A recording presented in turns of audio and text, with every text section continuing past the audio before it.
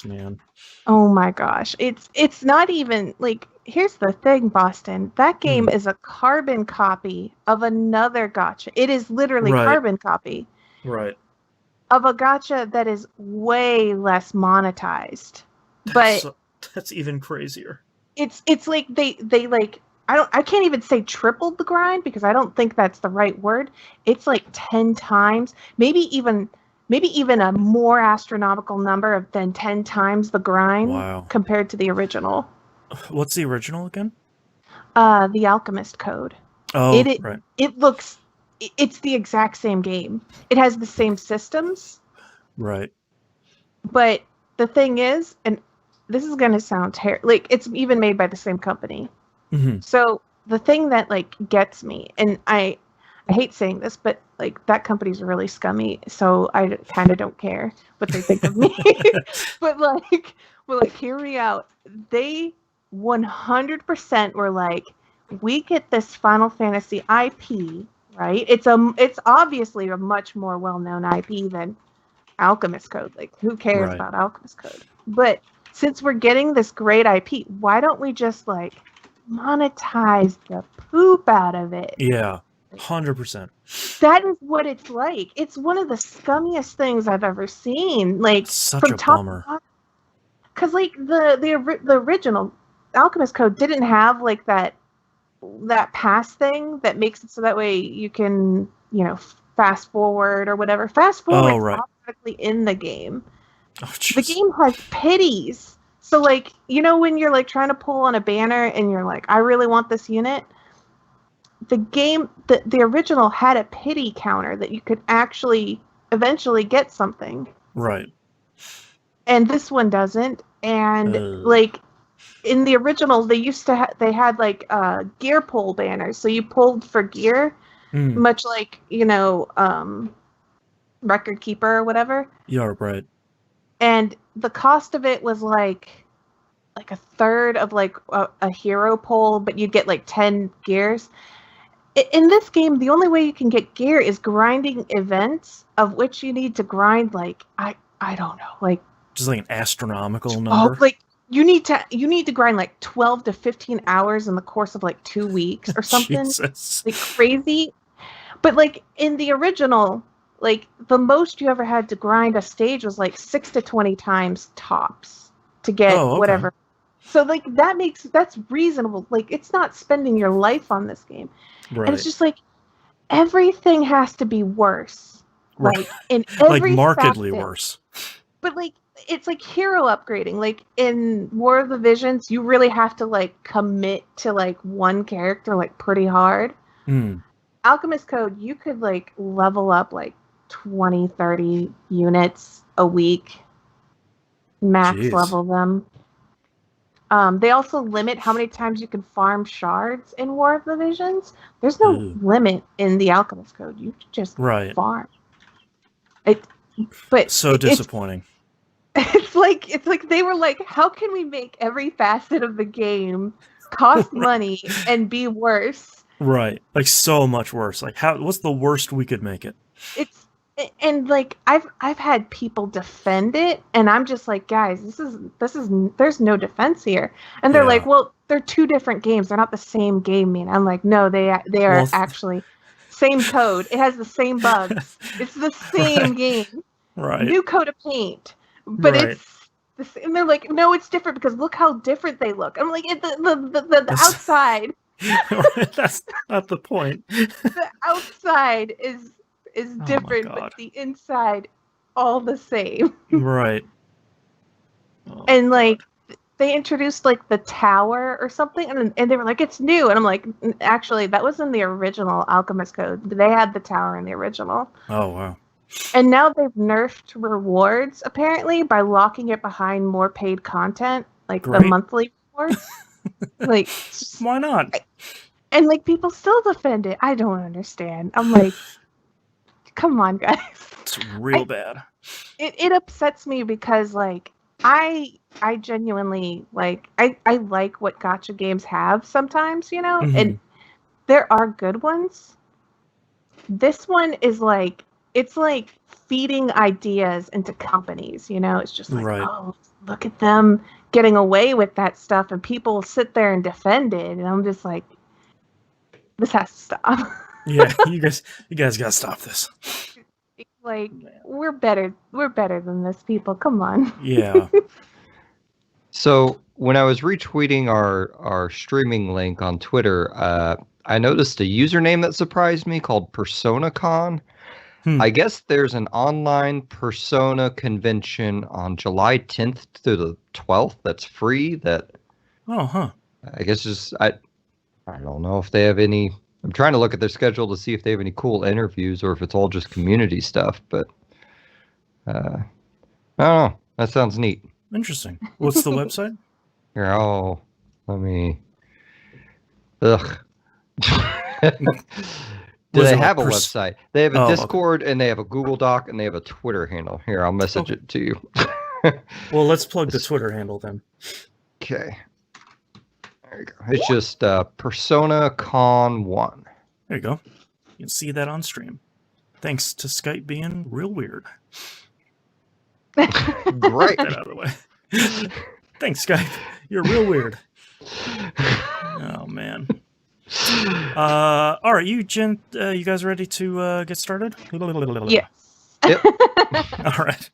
Let's get started in 3, 2, 1. Welcome back to another episode of Picking Up the Pixels RPG Love. I'm your host, Boston. Joining me as always is Musum. Hey. And Mina. Hi.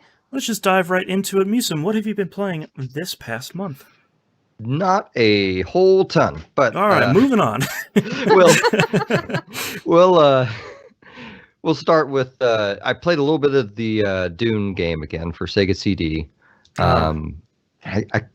I don't remember exactly what I told you guys last time, but basically the battery in my Sega CD is dead, and I haven't split the $150 for the RAM cartridge, and so I played the intro again, thinking, maybe I can just play through this in one sitting. And after a couple hours, I'm like, no, I can't do this.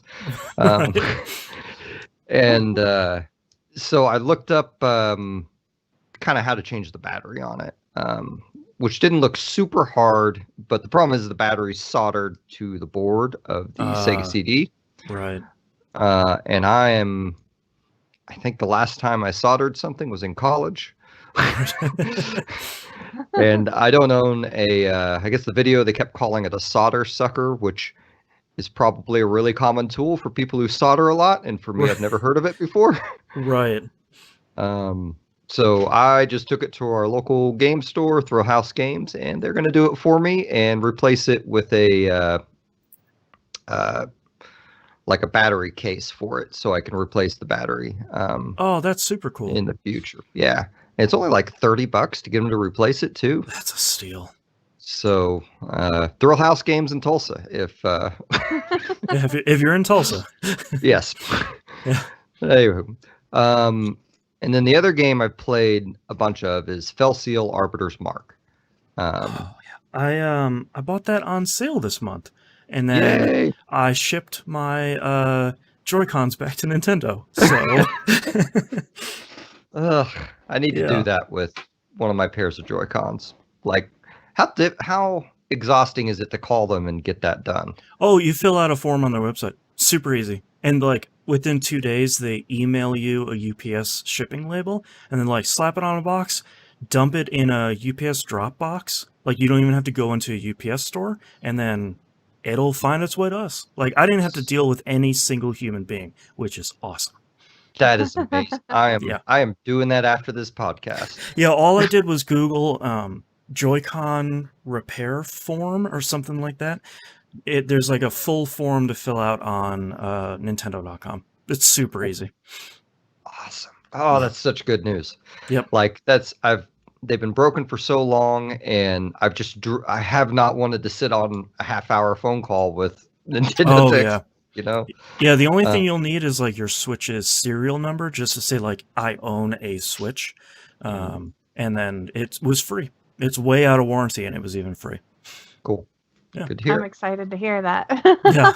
Now I just got to wait for like 2 more weeks for them to show back up. Which is fine because it's free. Like, take your time. Yeah. Yeah. Right, Felsiel Arbiter's Mark. So they released the DLC, which I think is like $12 or something like that. Right. And I think they discounted the game too, because you said you got it on sale. I don't know if that's still going on, but Yeah, I got it for like $5 off. Maybe it was a pretty good deal. So I still really like this game. I'm not convinced that the DLC is worth an additional $12 so far. So the DLC is more of a I don't know what term to use. We'll call it an extra stuff like thing. So it just adds extra things to do during the main campaign. Oh, so it's not like another mini. They sprinkled stuff throughout. They sprinkled stuff throughout the whole. You unlock the classes with missions. So they basically added a bunch of systems that all kind of feed into each other. So they have a new currency that I didn't write the name down of, but then you can make a building that'll give you auto renew, which makes your characters heal every turn, or auto defense up or res up or stuff like that. You can increase rewards with buildings and such like that. Or each region has a bunch of missions you can send characters on. And this is how you unlock the 3 new classes. This is how you recruit monsters. Right. This is how you get a bunch of new components. And the way the missions work is like... honestly, the game I keep thinking about is Assassin's Creed Brotherhood, where okay. Now you're talking my language. I mean, it's that same deal where you go to this, you have a bunch of missions, and they're just going to abduct 2 of your characters for 20 or 30 minutes, right?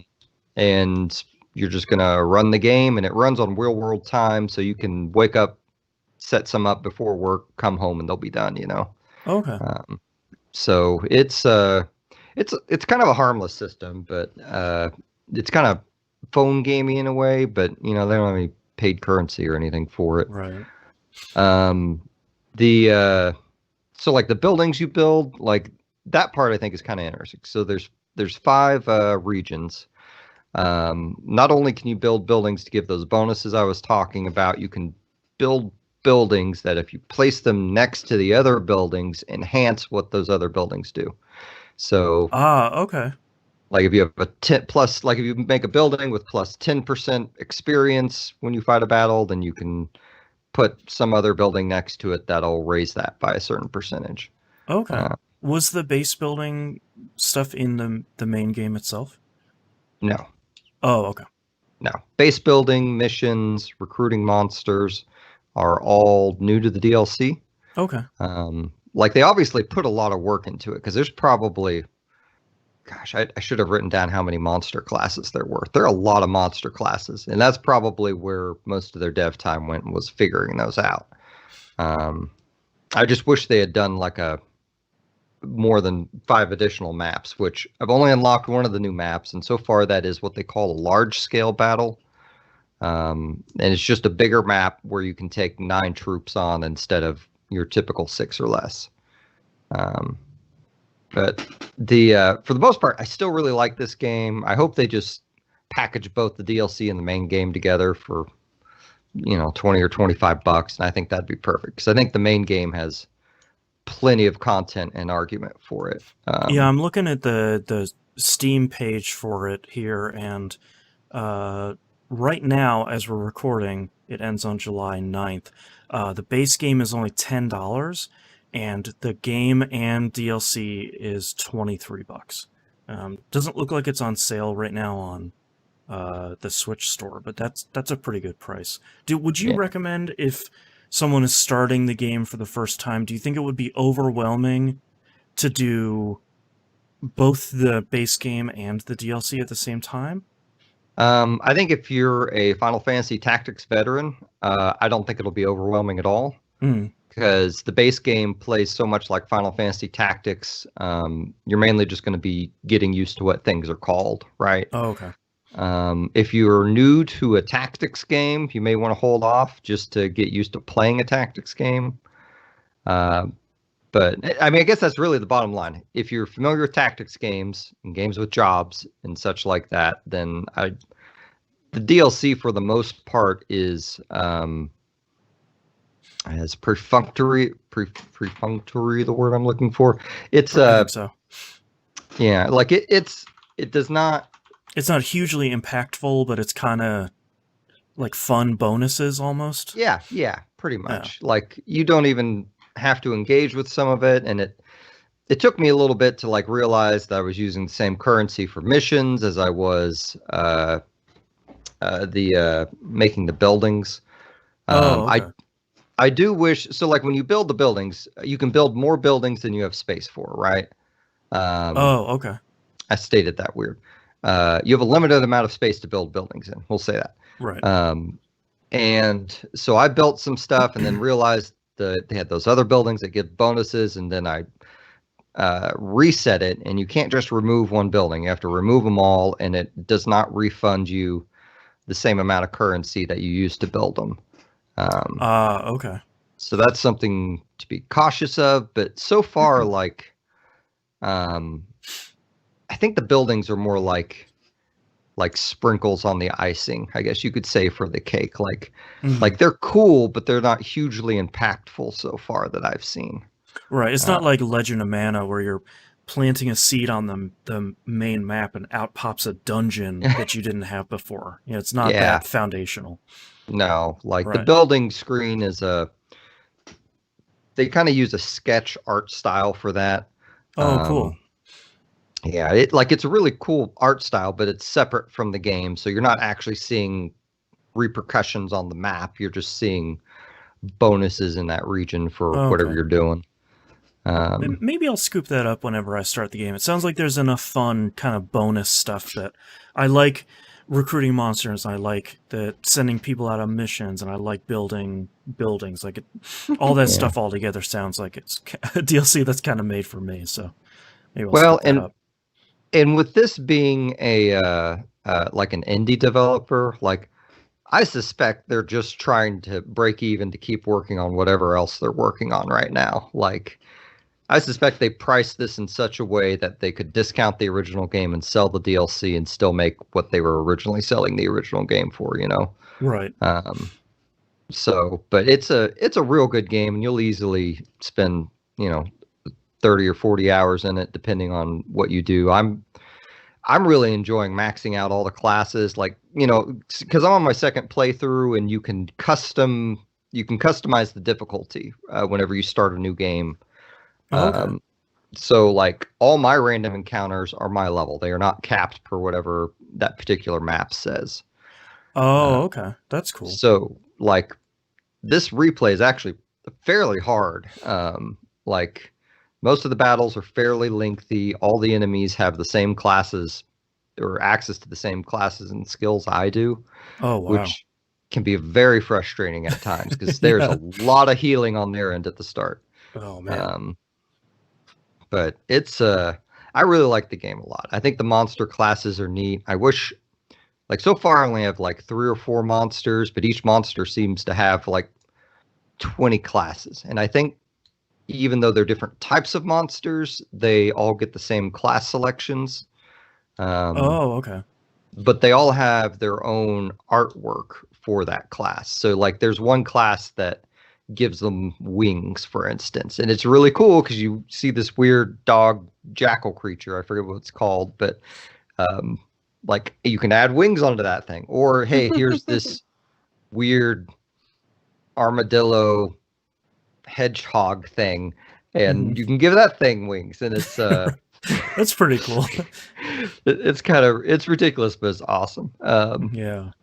So I love this game. If you're a fan of tactics, I highly, highly recommend it. I'm hoping these guys' next venture, they maybe experiment a little bit more than they did with this, but seeing as how we haven't gotten a true Final Fantasy Tactics successor, I feel like it fills a void that is much needed in the world.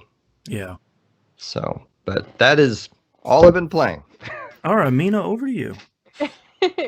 Well, I too have not played very much. I'll briefly say that I did download the Persona 4 Golden off of Steam.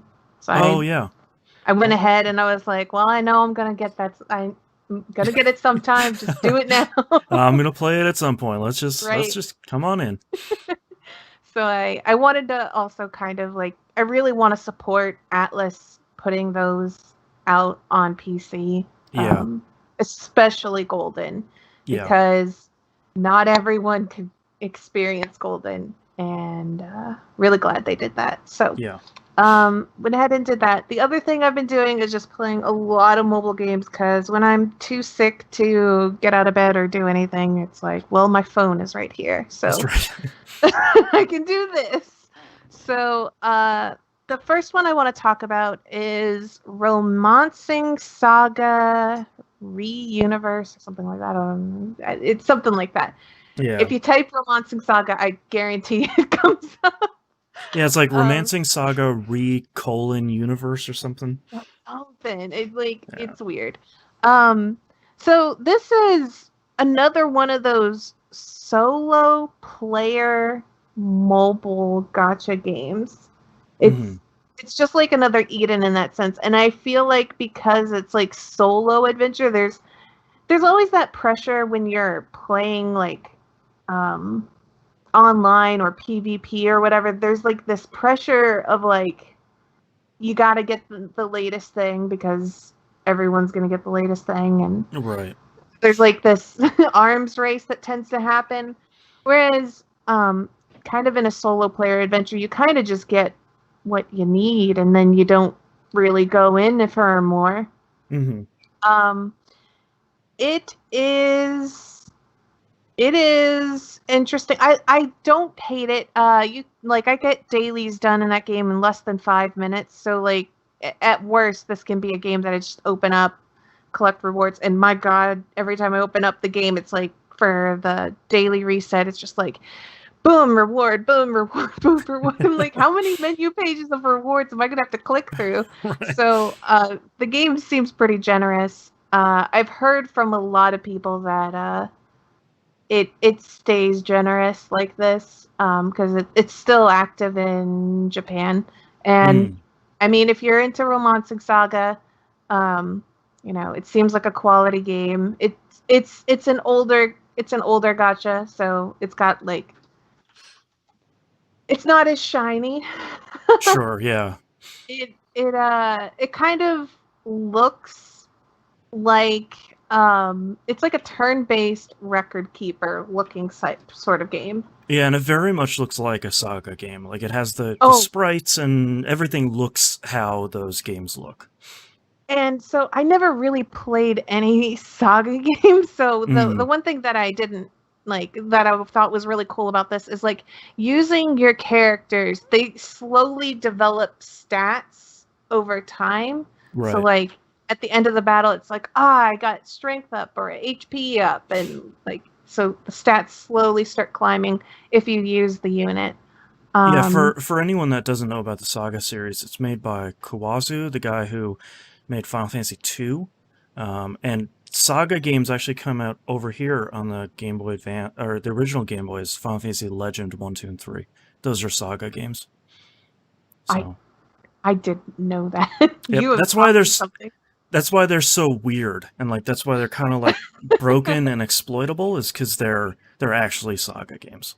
Yeah, so that is kind of how I've seen this mobile game. Like, it feels like when you start out, you feel kind of underpowered, but as long as you keep using these units, they start scaling like pretty high. Like I think like the base level guy that I got only had like, did he even have 100 HP? I don't even know. And it felt like I was like, I'm never gonna get past this content because these monsters are doing like so much damage. But now he's like at 500 HP because I've just like been using him all the time. And I don't know. It's kind of interesting because this game won't appeal to, I'm sure, plenty of people. But if if you're looking for a gacha game that seems really solo friendly kind of thing, and like you don't even have to succeed at the gacha. I think the most broken character in the game is actually farmable. Right, and like you just use them a bunch to raise their stats instead of like pull 10 of them to fuse them together to do yada yada. So in order to upgrade you, like their level cap is based on how many times you've sharded them, but which is like getting dupes or whatever. But there's also a place that you set them, like a training dummy thing, where they punch the training dummy and they slowly get shards for themselves, like that. And That's also not bad. the game does allow you to buy with in-game, like the in-game like gold, not the paid currency, but the gold currency. You can actually buy these blank shards, which are used for whatever rarity unit you're using. Oh, okay. And the other thing. So the other element about this game. So you know how in like some gacha games there's like, there's one version of this unit and then there's a second version of this unit and a third unit. So the way this game works is like, let's say you only got like the lowest rarity of that unit, like a 1 or 2 star. I don't know how to describe the stars. Whatever. Like the vanilla version, the non-bikini version. Yeah. Let's say you get the not summer version of the unit, and you're just kind of like, well, I'm gonna raise this one anyways. It's not that great of a unit, but whatever, you raise it. So let's say you get that better version, like that 5 the ice star version, the shiny one. So you're like, oh man, I'm gonna have to grind all of that stuff again. No, you don't grind all that stuff again. All the stats get carried over to because it's the same person. It's the same person. That's smart. So like the R rarity or the lowest rarity Laura is like whatever. But if you get like the higher rarity Laura, it's just like, oh great, she gets all these stats. And the other thing is that you can carry over or you can borrow one of her skills from any rarity that she has. So like, let's say the lowest rarity version of her has like a really nice skill, and you're like, I like that skill a lot. Right, bringing that over to Summoner Laura. Yeah, you can you can bring over that one. That's the only character I know from Romancing Saga. I have no idea. Yeah, she's like she looks like a blonde pirate or something. I don't know. Oh, that's pretty cool. She looks cool, and but anyways, let's say she's got this really cool skill on her lowest rarity, but you're just kind of like, I like that skill. You can inherit or borrow that skill on the version that you want to use. That's cool. So it like kind of benefits from like just like being like, oh, I can totally prepare myself for when I get the unit that I want. Like you can kind of, set aside and start working on a unit and then just be absolutely prepared to like level, like just immediately donate all the points. Oh, that's the other thing. So like you get level points on the character. So like if you're on the lowest rarity of the character and you've got like a ton of XP points, but your unit's capped. When you get the higher rarity unit, you can just dump all that XP onto the highest rarity. Just immediately max level like that. That's really smart. So it is an incredibly smart game. I don't think a lot of people will end up being like, oh, I love it. But in terms of like, it just feels overly friendly, and yeah, I'm enjoying it, and it doesn't take a lot of time to do your dailies. Like I said, it's like 5 minutes. Like it's honestly, it's one of the easiest games I have to play. Yeah. And I like it. So that's one of the gachas that I played. And the other gacha I'm going to talk about, I haven't played that much of it, but that's because it just came out. It is called Sinoalice. Yeah, I started this one too. So it's written by Yoko Taro. Yeah, so it's something.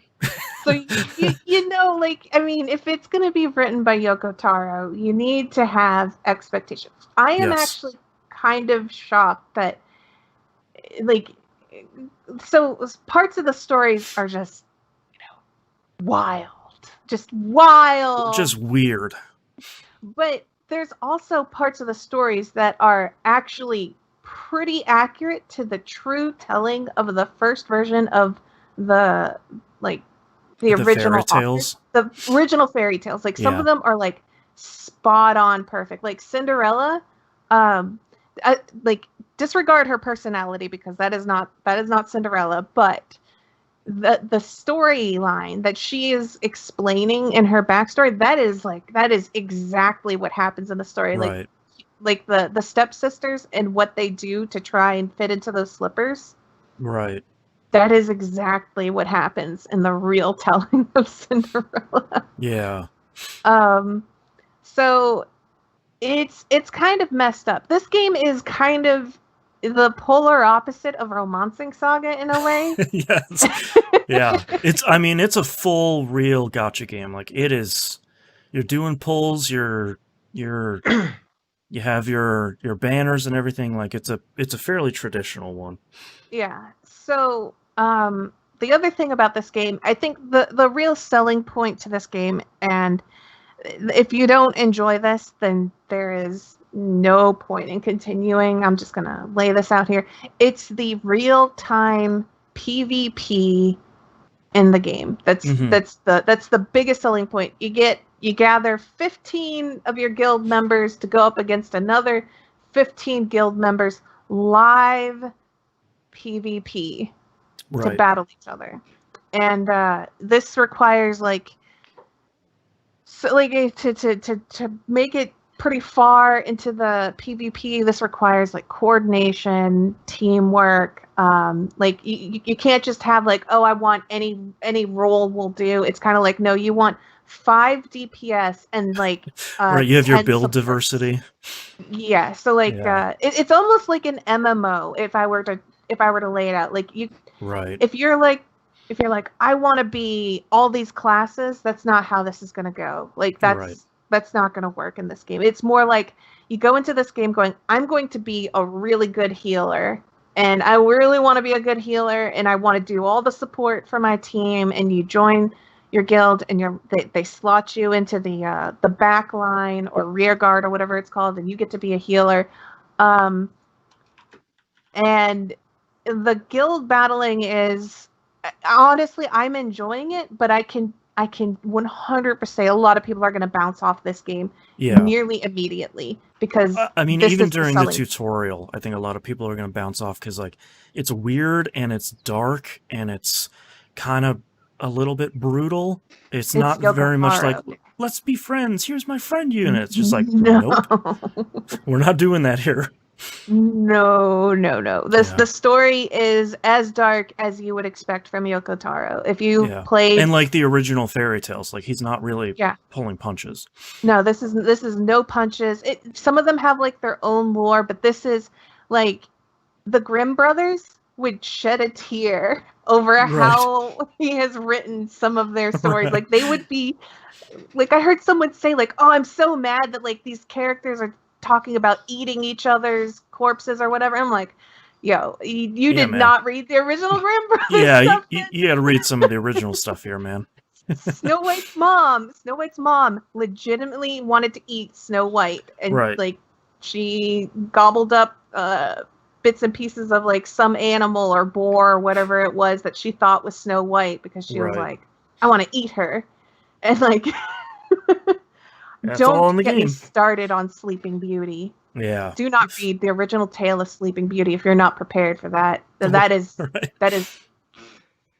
some real dark stuff. So quick question, is it possible to enjoy the story without engaging in the clan PvP?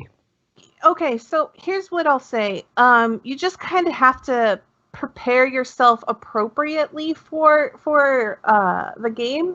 So here's what I would suggest doing, because the clan PvP thing, it will help you fast track, I would say, but it isn't going to be necessary. You still want to kind of go in with this kind of thinking of okay, I'm going into this game and I plan on being this class, and then because the way in most gacha games, it's you can only borrow one friend unit to carry you.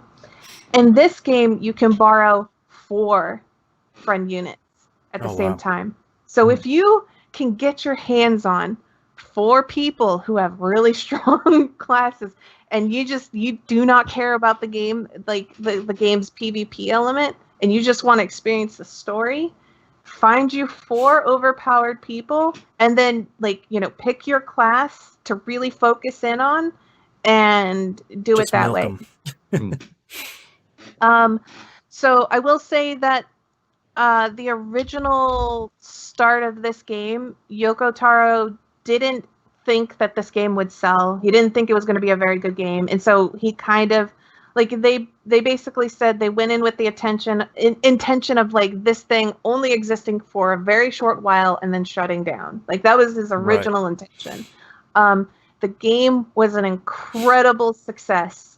It exploded, and because it exploded, he ended up having to write more story and etc. So the original first few chapters, I would say, are apparently kind of light sprinkled in the story. It's still Yoko Taro's work, but apparently the more content later becomes very, very story heavy and very, very interesting. Okay.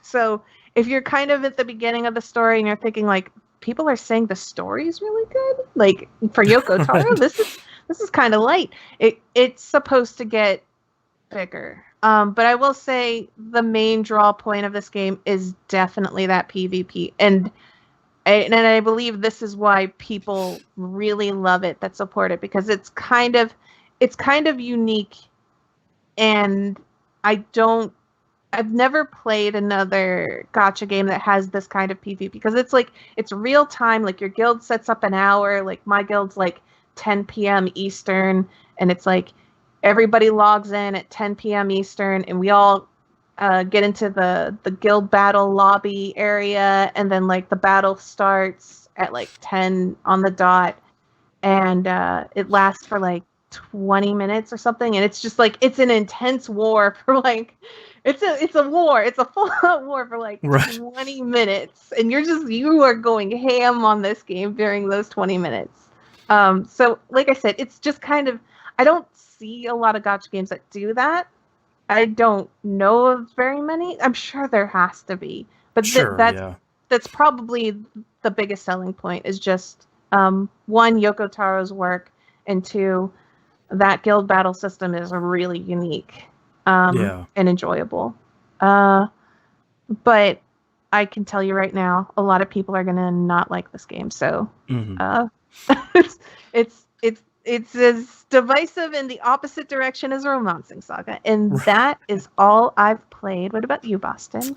All right, Final Fantasy V Forge Out Fiesta 2020 has started. I'm 2 runs deep now. I'm miraculously finished my first run.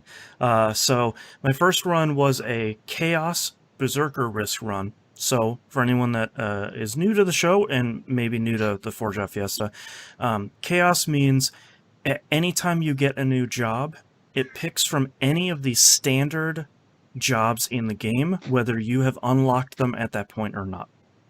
And Berserker Risk means any of my slots, including multiple slots, could be a Berserker. So my layout, my jobs for that run were Beastmaster, Berserker, Mystic Knight, Berserker. Do you want to explain why Berserker is such a thing, so for people who are just why is Berserker bad? Yeah, so Berserker is one of those dual-edged sword sort of classes.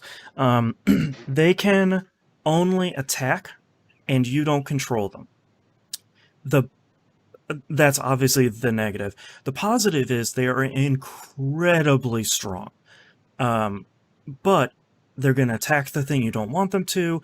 They're going to, they're just going to go crazy until everything is dead, and then you're going to move on. This run had 2 really rough points. If you've played the Forge Out Fiesta at this point, you've probably already figured out the first one.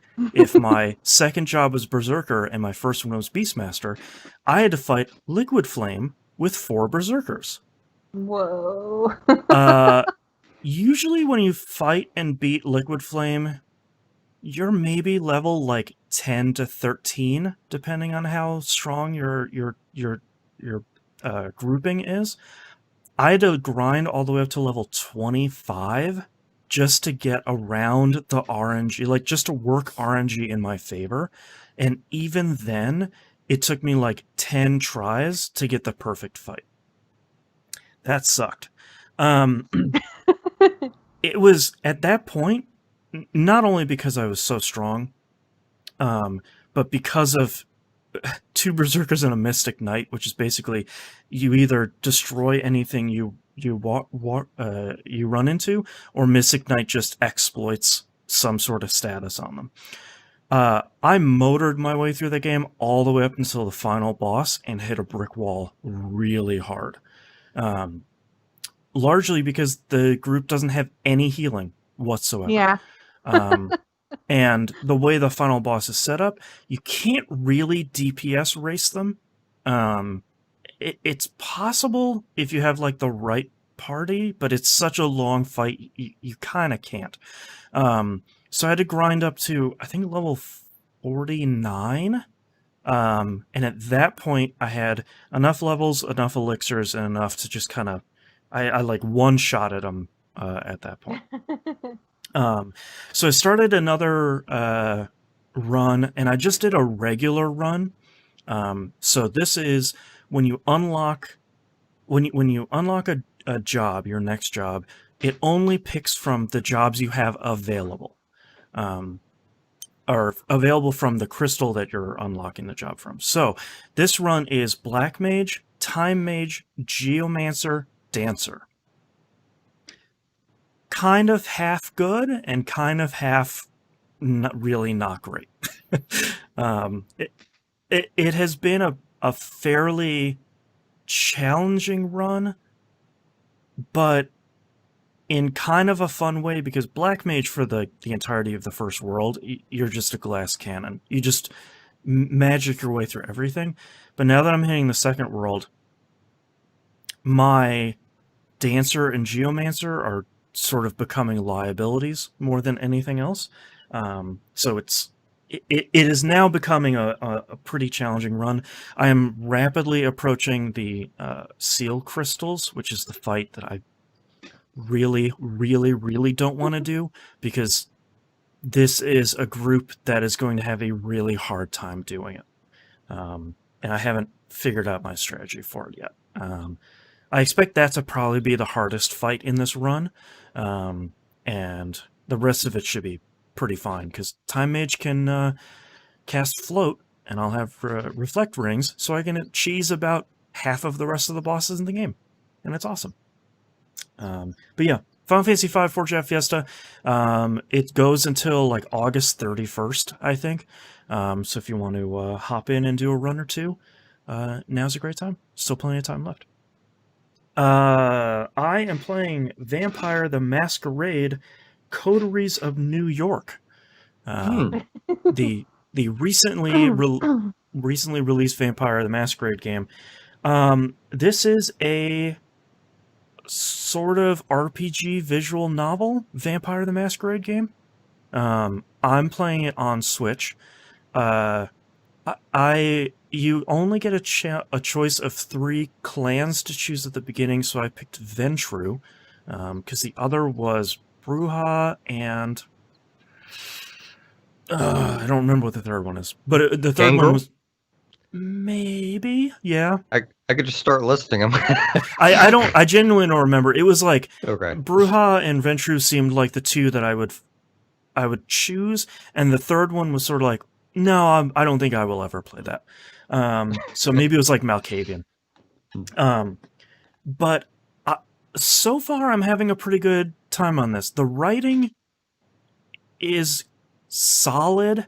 I wish it was just like a little bit better. There's some stuff in the game that feels like, ironically, is maybe not necessarily up to the level of quality of Bloodlines, a 1994 game, which is sort of maybe a little frustrating, because I think for anyone who hasn't listened to it, Moonpeer, Musum, and myself just played through Vampire the Masquerade Bloodlines on TVGP's Game Club recently, and sort of walked away finding that was a much more mature game that in a writing aspect than maybe we were especially expecting.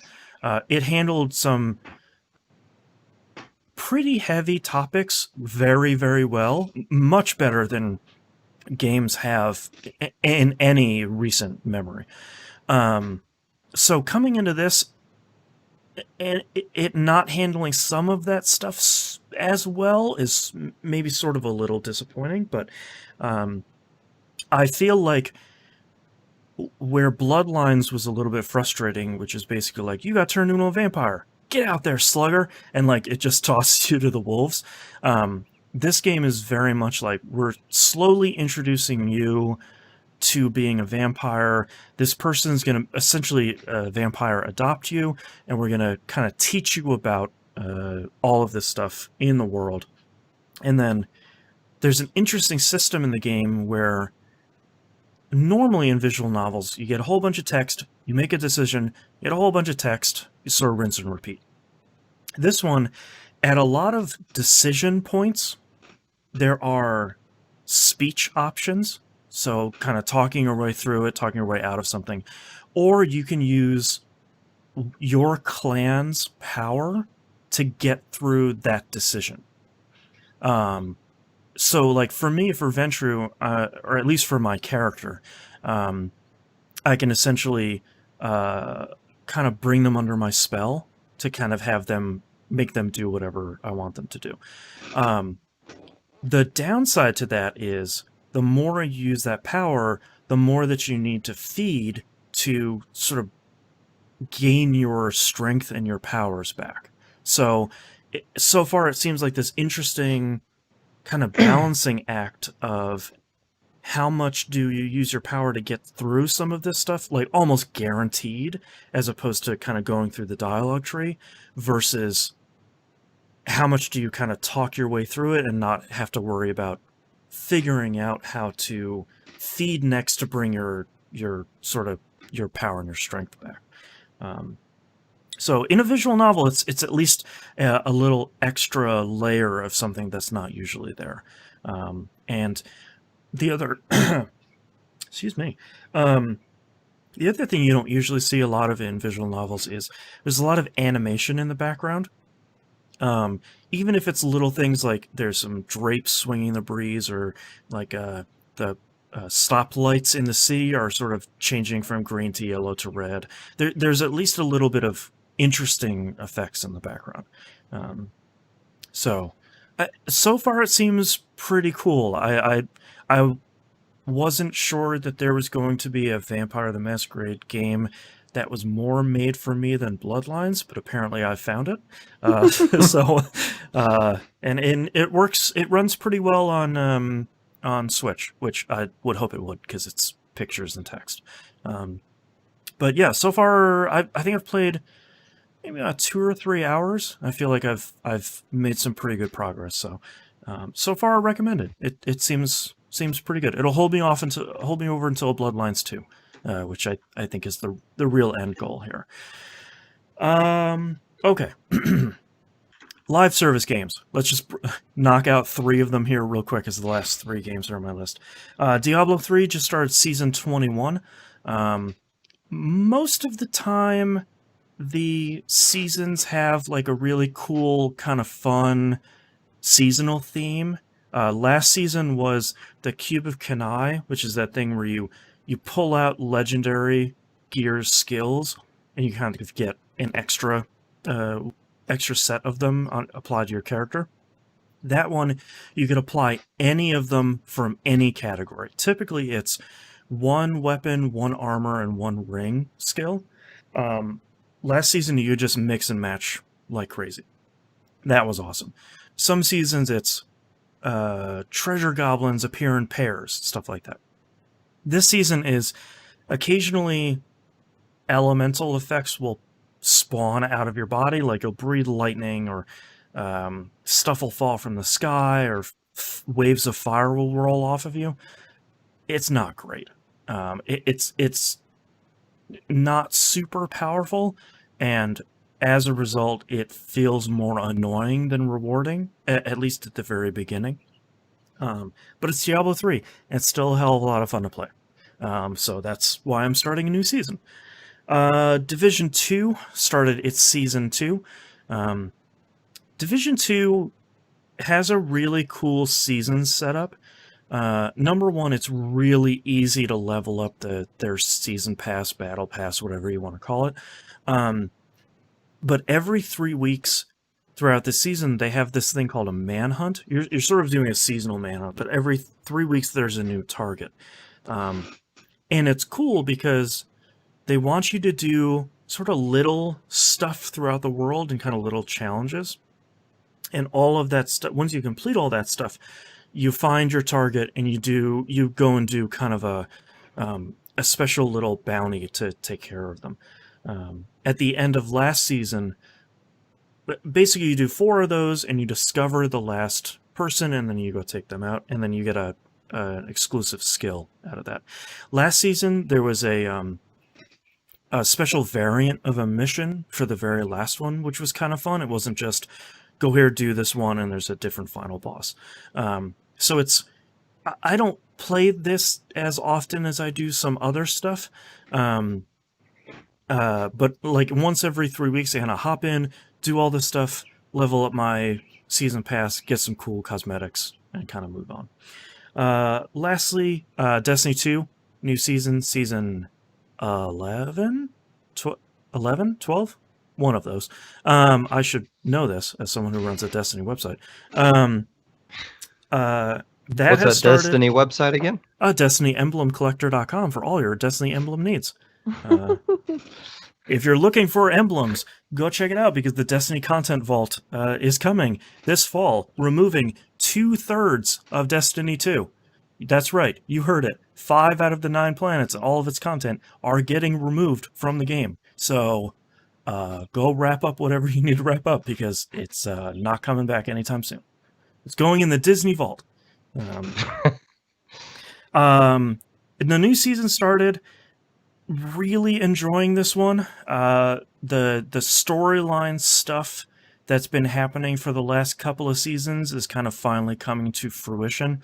At the end of the final cutscene of vanilla Destiny 2, they sort of teased these giant pyramids, these like giant evil pyramids in the sky, like way out in space. And over the last 5 or 6 seasons, so we're talking about almost 2 years, we're sort of getting these sprinkles of information, these not leaks, but like little teases that maybe they're kind of moving towards us in the solar system. And then all came to head at the end of last season when they got, like the end of last season, the beginning of the season, where they got here and they are really messing stuff up. So there's kind of a material difference to some locations in the game. And seems like that, I haven't been looking at leaks, I haven't been looking at any spoilers or anything. Seems like that might be the storyline reason why they're going to be removing planets, is because the pyramids will just destroy them. Which there's basically Rasputin, the big like Russian supercomputer that helps you throughout the game. He's been a much larger presence in the game lately. In the intro cutscene to this season, he's running like defense simulations against some planets and finds out that he can't defeat the pyramids and he can't stop them from destroying planets, so he just leaves. He just disappears. It's like, wow. Oh, cool, our last defense has left. Fantastic. So it's interesting. They're finally making good over the last couple seasons on them trying to make an evolving storyline that doesn't just happen every fall of every year with one big story expansion, then you're kind of like trickling and pulling us along throughout the entire, the other 11 months of the year. So Destiny, if you're interested in playing Destiny 2, Destiny 2 is in a really solid place right now. And friendly reminder, Destiny 2 is free to play. And you get a fairly significant amount of that game for free. Destiny 2 is, I am admittedly a little partial, but Destiny 2 is pretty good. And I'm having a pretty good time. But that's all the games I've been playing, so let's talk about our releases for our July 2020 before we go here. One of my most anticipated games this year is coming out Crosscode on the 9th for the Switch, PS4, and Xbox One. I have been waiting to play this ever since it came out on PC, and everyone was saying, hey, this is one of the best RPGs that's come out in a really long time. It is a fun and challenging RPG with fun and challenging puzzles that are genuinely challenging, not just like, put the blue box on the blue pedestal. Whoa! Apparently it is some pretty good stuff in there. So I'll probably be scooping that up on Switch here this week, as long as it runs fine. Story Seasons Friends of Mineral Town comes out on PC and Switch on the 14th. So if you're Nice. Yeah, if you're jonesing for some more Story Seasons, scoop it up. And lastly, Paper Mario: The Origami King comes out on Switch on the 17th. I'm really looking forward to this game because the battle system looks really, really crazy. In a way that, if anyone hasn't seen it, basically there's like 3 or 4 rings around. Your party is in the middle, and there's 3 or 4 revolving rings that you control around you with enemies on them. And you're kind of shifting those rings to kind of move the enemies into position to where you can attack as many of them at the same time as you can.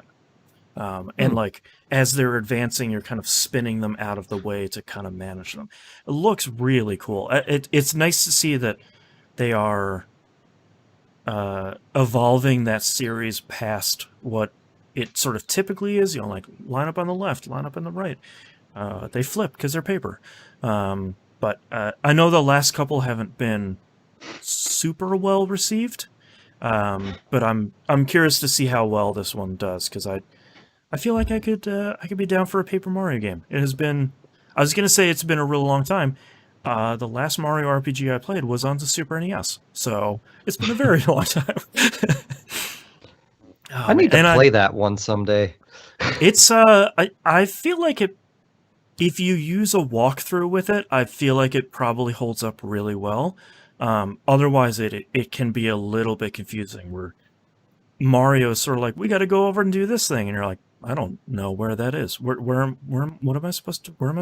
Mm-hmm. But yeah, it's fun. The original is really fun. But that's all of our RPG releases for July 2020, which means we are done with our episode for this month. If you'd like to visit us, you can do so at pickingupthepixels.com. All the places to find and follow us on the right-hand side of the page. Patreon.com/E1M1. The ones are numbers. You get cool behind-the-scenes early access shows, and I get to get a little bit of help paying for these shows because they are very expensive. So we both win at the end of the day. Patreon.com/E1M1. Musum, where can we find you out on the internet? I was trying to remember what I did last. That's it. You can find me at jbaudio.net, and that'll have links to everything. And Mina, where can we find you? You can find me on Twitch or on YouTube at Mina KO Rocket. And you can find all my shows at e1m1.com. And like I just talked about a couple minutes ago, DestinyEmblemCollector.com. Wink. I think that's all of our episode. Thank you very much, everyone, for listening. And we'll see you all next month. Bye. Bye. And thank you very much, everyone, for watching the video or joining us live. See you next month. Bye.